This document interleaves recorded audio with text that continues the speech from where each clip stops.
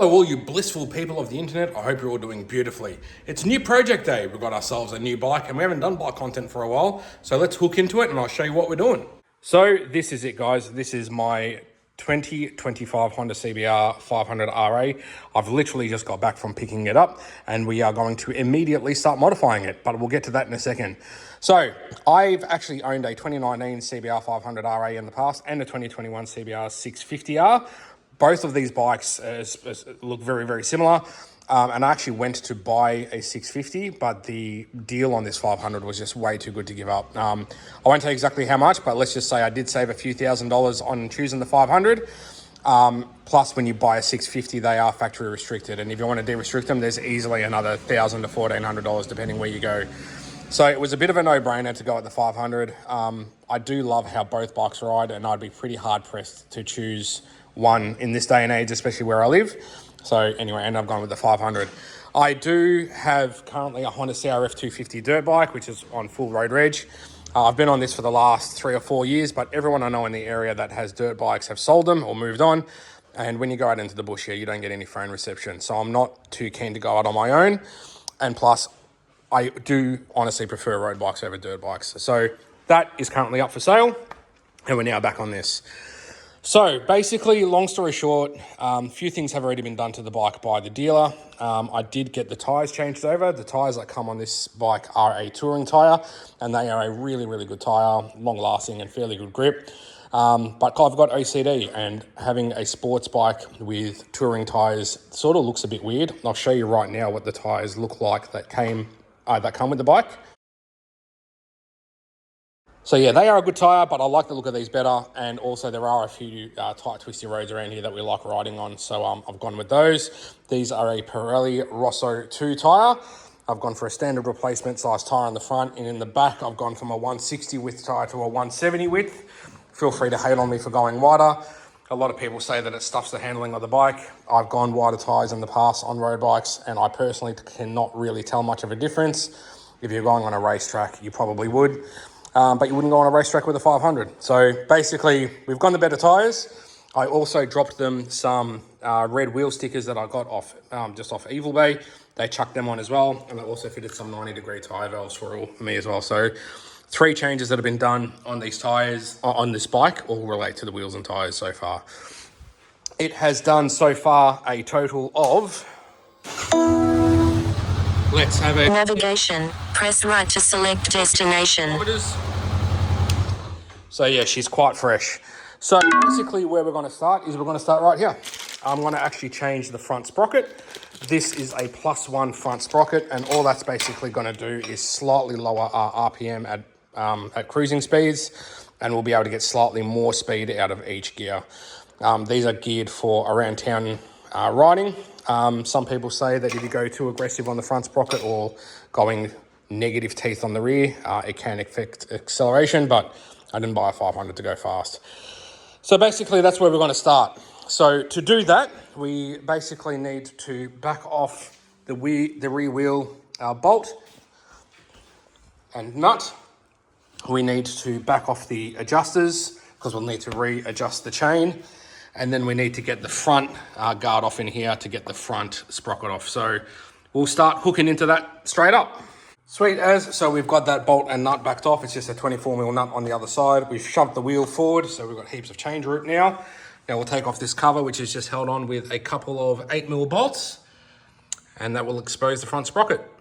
Alrighty, so we've got that cover unbolted. I did also need to remove the 10mm bolt in the selector to get the cover away. There are some cables that attach to the cover as well by a couple of clips, but I think we should be able to just let it hang there. So there's our factory front sprocket there. So we will buzz that off and I'll show you what they look like side by side. We have our sprocket off. Here is our old sprocket, which is a 15 tooth. Here is our new sprocket, which is a 16 tooth. All that is left now is to put it all back together. Our new sprocket is on. I have readjusted the chain and tightened up the wheel. We'll throw that cover back on and the linkage back on. Excellent. All done, all back together. You can't even tell. So let's take it for a quick test ride and see how much of a difference that's made. Before, at 100 kilometers an hour, it would rev at about 4,500 RPM, or just like the one line under, or around there. So yeah, now we'll see what it revs at. So yeah, let's go for a spin. Okay, well, we're back, and I owe you an apology. I had every intention of doing a bit of a video while I went on the test ride. Took the GoPro with me and everything, but the GoPro was flat. But what I can tell you is, for me, I much like the gearing better now. At cruising speed at 100 kilometers an hour, it's dropped our revs by about 300 RPM. So not a huge amount, but enough to make a little bit of a difference. Now we're going to start getting onto cosmetic things. So a little bit of a disclaimer, and this covers the sprocket change that I've done as well. The mods that I'm doing to this bike, you might not agree with. That's fine. Feel free to not do them to your bike. I'm doing what I want to this bike to make it more suitable for me, for how it looks and rides and stuff like that. So cool, we cool, good. So next thing I'm going to do is I'm actually going to remove a couple of things. So I'm going to start by removing this sticker right here. And I also think I'm going to remove these ones as well off the nose. I just think there's too much blue on the bike, and the blue and the red, at the best of times, in my opinion, is a little bit of a weird mix. But yeah, I'm going to delete those two and the sticker off the tank. Fast forward about 3 minutes and those stickers are gone. I just heated them up with a heat gun, peeled them off, and went over it with a little bit of wax and grease remover. So little bit of a cleaner look. On the topic of removing stuff, I'm also going to remove the Pillion passenger band, simply because I will probably pretty much never carry a passenger. It's done pretty simply by just opening the rear seat, and then you've just got two bolts here holding it in place. So we'll just get rid of that. Alrighty, that is gone. A little bit of a cleaner look back there as well, and a little bit easier to get the key in as well. So that's that. Next thing I'm going to do is fit a tank pad here. I've had this thing sitting on my shelf for at least 5 years. I can't even remember who I bought this for. It is carbon fiber. And what that does is you basically stick it here, and it protects the back of the tank from scratches from like your zip and your belt and whatever on your pants. So yeah, I'm just going to chuck that on. You know what, it does look a bit cheap, but it doesn't look horrible. I might actually look at getting a clear one down the track, but I had that, it was free, so that will very much just do for now. Yeah, I don't know how I feel about it. Let me know in the comments. Next job. Thank you to eBay again. I have scored myself a pair of brake and clutch levers. Get it out of there. Which look like that. So we are going to go ahead and swap these over. Hopefully they fit, God only knows. These are our factory ones. So basically, well, this is the front brake one. They'll look sort of like that. So yeah, we'll start by doing the accelerator one, sorry, the clutch one rather. And it's just a matter of backing the adjuster off, getting the cable out, and undoing that bolt, which has got a little nut on the bottom of it. That was easy. That's how the clutch lever looks. And you've got these sort of adjustments so you can adjust how far away you want it from the handlebars. So now we've just got to rinse and repeat on this one. All right, well, we're cranking through the mods. We've probably been going, I'd say, less than an hour so far, and we've already done all of that stuff. But yeah, levers look good. Really, really happy with that. Really like the look, and I really love how they feel. Yeah, really happy with that. I'll post links in the description of all the stuff that I've ended up buying as well. So next mod I'm going to do, and it's a mod that I've done to pretty much every sports bike I've done, visor. We're going to fit a tinted visor. So we've actually ordered one directly from Puig in Italy. So we've got a Puig dark smoke tinted visor. These are pretty easy to change over. You undo these 4 Allen bolts, take it out, swap the grommets over, bolt it back in. So we'll knock that out now. Here's our old one. Here's our new one. Just swap these grommets over and reinstall. All done.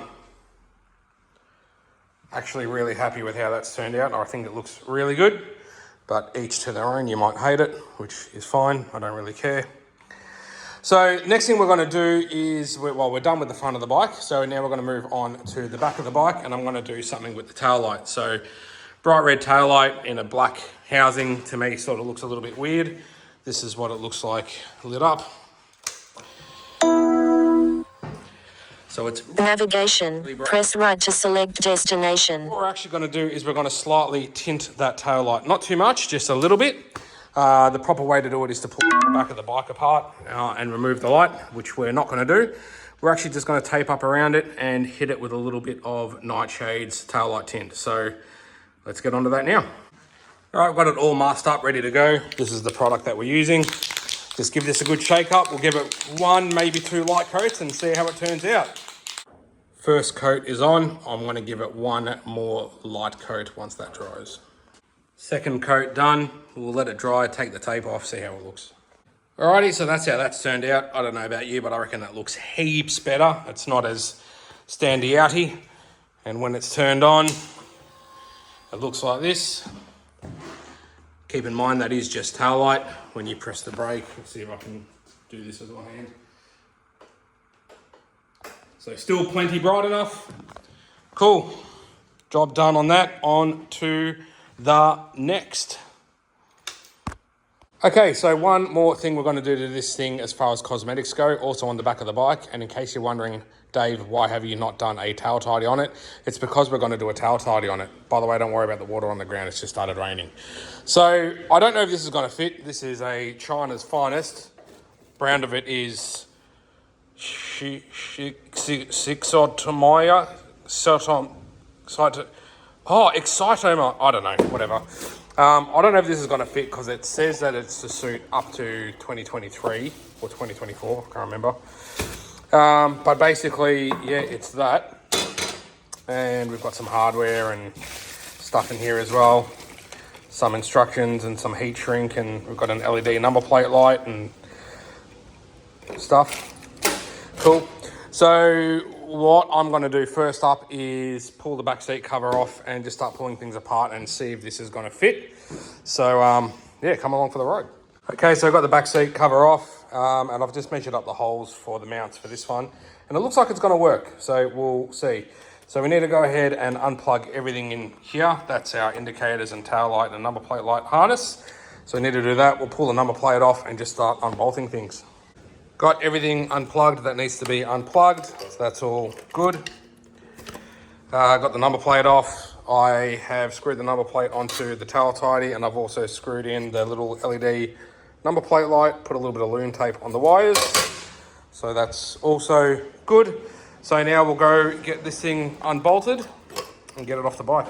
Already got this whole scenario off the bike. I have set that up underneath the back, and it does definitely look like it's going to fit, so that's awesome. Now we need to go through and steal the indicators off this. So we need to unscrew this cover here and pull this section of cover off as well to be able to gain access to the wiring and the mounts for the lights. Got that piece off. It's just got one screw from the front there and then another one in the middle on the back, which goes through this hole here. So now we've got the wiring here. What we're going to do is cut this connector off. This is for the number plate light, and we'll solder that onto that. And then we'll remove the 2 indicators, which are just these little 8mm bolts, one either side. And then we've got these little brackets in here. I don't know if we need those little spaces for the lights or not for that, but let's just figure it out. Got one indicator on. It's a little bit of monkeying around to get it out and getting the rubber and everything out, but with a flat blade screwdriver and a little bit of patience, it is very much possible. So that's fine. We'll get the other one changed over now. We'll get that plug on, then we can look at getting this bolted on. All right, so our tail tidy is all sort of assembled. I put a bit more loom tape on that stuff there, and I've cut the ends off that plug. I've cut that plug off the factory tail mount. And what I'm going to do now is I'm just going to plug that in and turn the accessories on the bike just to find out what the polarity of the number plate light is. Then we can get that soldered on. It is all done. Got that connector soldered on and all taped up. According to the instructions, that's how the bolts go, and they're going from the bottom going up into under the back of the bike. I don't know if I'll use them. I might use the factory bolts with some nuts. I'm not sure, but let's get it bolted on and we'll see. All done, all finished, powered ahead, got it done. Do apologise. Ended up using the bolts that came in the kit. Obviously they come in the kit for a reason because the other ones are too short. But oh my gosh, I love tail tidies and how much more aggressive they make the back of a bike look. In my opinion, on a sports bike, the best mods you can do, tail tidy for the rear, tinted visor for the front. They just make such a difference. Just make sure everything all works. Yeah, LED light for the number plate looks good. Fantastic. Yeah, what a difference. Love it. Alrighty, there is one last mod we're going to do to this bike. It's not cosmetical, it's actually mechanical, but I need to get a couple of bits off my part shelf, so stand by. Alright, so it's actually been a few days. Stuff came up and I wasn't able to finish what I was doing before, but we're back on it now. So, yeah, where was I?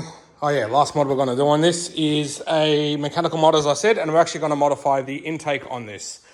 I don't know how far I'm going to go, and I'll show you what I've got. I bought a couple of parts for the previous CBR500 I had years ago. Don't know if they're going to fit this bike, but we'll have a look. So first thing we're going to do is a K&N air filter. Well, first or second thing, depending how this video goes. This, I'm pretty sure, is the same filter all the way through. When you look online, it does say that it suits up to current. So that should be right. And I also have these. I bought these through a mob in Melbourne in Australia called Dino Bike. He's done a bit of research with these as well and messes around with them. And yeah, they're basically velocity stacks for the throttle bodies. But it is recommended that you get a tune done when you fit these. But basically you unbolt the factory one, bolt that one on, and then that bolts on top of it.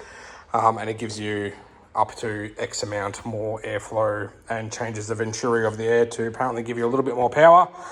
But yeah, I'm probably not going to fit those just because of, yeah, I'm going to be running a standard tune on the bike. But I am definitely going to fit the K&N air filter, and we're also going to open up the airbox a little bit to suit as well. So to do this, first step is we need to pull the seat off. So you've got a bolt there and then a bolt there. All right, with the seat off, this is how it looks. Next step is to undo this screw for this bracket here, and then we'll pull this out the way. And then we have 4 screws holding the actual airbox cover on. A little bit tight to get on them, but use the right length screwdriver, they're actually not too bad.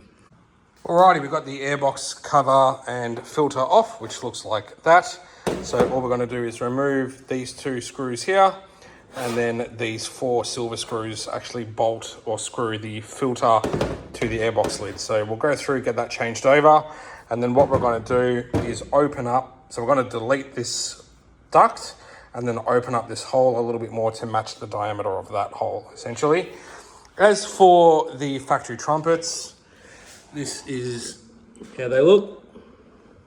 So they're like that, but we are just going to leave those alone for now. We're not going to bother fitting these. If we decide to do a tune on the bike, something down the track, it's a fairly straightforward job to swap those over. But for now, we're going to leave them and just worry about this. Mad, that's all done. I did have to change the hardware or the bolts for the air filter to ones that were slightly longer, but that's all done, ready to go in. So now we can just slap it all back together. I forgot to mention before as well, I did pull the battery out to give myself a little bit more room. You don't have to, it just does make things a little bit easier. Cool. And just like that, it's all done and back together. All we've got to do is put the seat on, and hopefully now we get a little bit of an intake sound. All right, legends, that's going to do us for this video. Bike is all back together and we've taken it for a bit of a test ride. And yeah, it does have a really nice throaty intake sound, not too loud. But yeah, really like how it sounds. And I like how the bike has turned out as far as looks and everything goes on it now. So a bit of a recap, including what's been done already by the dealership. Upgraded tyres, wheel stickers, the 90-degree tyre valves. We've done the brake and clutch levers. We've done the tank pad or the tank grip for the back of the tank. Tinted visor, tail tidy, tinted the tail light, changed the front sprocket, and done the intake on it. So what's that, like 10 things we've done, and just to make the bike a little bit more mine and a little bit different to others. So love how it's turned out, and I hope you guys enjoy it too. We might do a slip-on exhaust on this thing down the track, but for now I'm enjoying cruising around on a quiet bike. I've had really loud bikes my whole life, but I'm sure that'll probably be short-lived. If we do change it, you'll see it here. So again, thanks for watching. If you want to see more content like this, please smash the like and subscribe button. And as always, till I see you guys again, be good to yourselves and each other, and go give someone a cuddle.